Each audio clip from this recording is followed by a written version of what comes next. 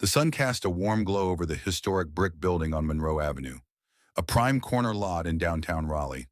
With its arched windows, wrought iron balconies, and ground floor storefronts, the structure was a gem, one of the last of its kind untouched by gentrification or generic development.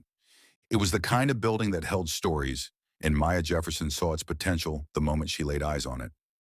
Maya, a 39-year-old black entrepreneur and real estate investor, had been looking to expand her portfolio. She already owned a successful chain of wellness studios throughout the Southeast and had recently launched a property development firm focused on revitalizing historic spaces. Her plan for the Monroe building was simple and powerful. Turn it into a community hub with co-working spaces, a black-owned cafe, and affordable housing units upstairs. She arrived at the building for the scheduled tour wearing a charcoal gray jumpsuit and low heels, her hair in long box braids pulled into a bun. She carried a leather folio filled with offer paperwork, bank pre-approvals, and architectural drafts. She was ready to move quickly. Inside, she was greeted by Brent Holloway, a seasoned realtor in his late 50s, dressed in a navy blazer and khakis. Brent barely glanced up from his phone. "You here for the tour?" he asked. "I am, Maya Jefferson," she said, extending her hand. He gave her a brief handshake, then turned and began walking toward the entrance without another word. The tour was brisk. He pointed out square footage, mentioned excellent potential for boutique offices, and rattled off property values. But his tone was clipped, his energy distracted. He didn't ask Maya about her plans, didn't ask what she did, barely acknowledged her presence as if she were wasting his time. When they returned to the front, Maya handed him her pre-approval letter and an offer. $1.9 million, just below asking, but with no contingencies and a 21-day close.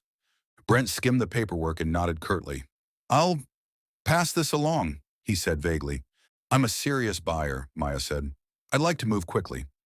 "Sure," he replied, already turning away. "We'll be in touch." He wasn't. 3 days passed, then 5. No call, no email. Maya followed up twice. No reply. A week later, she saw the building still listed as available. Then she heard from a colleague that Brent had repositioned the property for a different buyer, a private equity group. That was the moment Maya made a decision. She called her attorney and instructed them to reach out to the building's actual owner directly. Through a mix of charm and business acumen, she arranged a private meeting with the seller, an older woman named Gloria Chen, whose family had owned the building for over 60 years. Maya presented her vision for the space, a cultural anchor, not just another faceless office building. She showed the architectural plans, the sustainability focus, the space reserved for local artists and entrepreneurs. Gloria was moved. "I've had 5 offers," she said, "but you're the first person who talked to me about legacy." 1 week later, the property was under contract. Brent was notified via legal counsel. He had been circumvented entirely. 2 months later, the deal closed. Maya walked through the front doors as the official new owner, flanked by a team of designers and consultants. A small press release went out that afternoon. Local entrepreneur purchases historic building. Will launch equity-focused redevelopment project. Brent read the headline at his desk and blinked. He had dismissed a woman with cash in hand, a strategic plan, and a passion for restoration, because he never thought to ask who she was. Maya didn't respond to the media requests about the incident.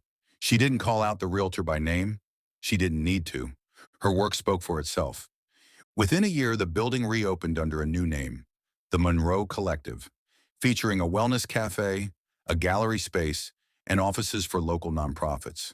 The upper floors provided below-market apartments to artists, teachers, and social workers, people who could no longer afford the city's rising rents.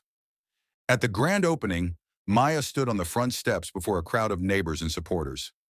"Some people see buildings," she said. "I see opportunity for community, for culture, for ownership.